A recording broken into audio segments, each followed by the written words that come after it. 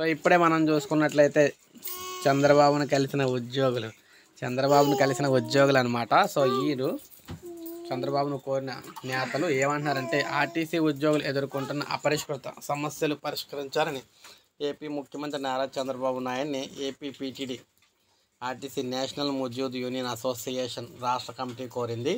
CM చంద్రబాబును association రాష్ట్ర అధ్యక్ష ప్రధాన కార్యదర్శులు పివి రమణారెడ్డి, వై శ్రీనివాసరావు నేతృత్వంలో ఎన్ఎంయుఏ ప్రతినిధి బృందం కలిసి సత్కరించడంతో పాటు ఎన్నికల్లో కూటమి ప్రభుత్వం విజయంపై కూడా శుభాకాంక్షలు తెలిపారు.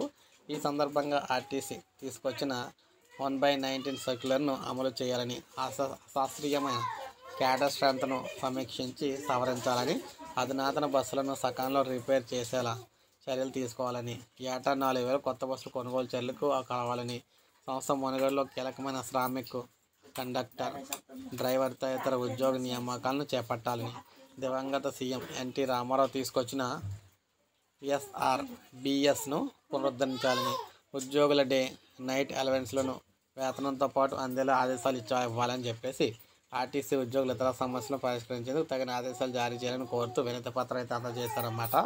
సీఎంను కలిసిన వారిలో రాష్ట్ర ఉపాధ్యక్షుడు శ్రీనివాసరావు, కోశాధికారి, మిగిలిన వారందరూ కూడా ఉన్నారు. సో ఈ విధంగా మనకి చంద్రబాబు గారిని అయితే వీరు కలవడం జరిగిందనమాట. సో ఇది మనకు అప్డేట్. ఒక లైక్ చేయండి, సబ్స్క్రైబ్ చేసుకోకపోతే మన ఛానల్ సబ్స్క్రైబ్ చేసుకొని ఫాలో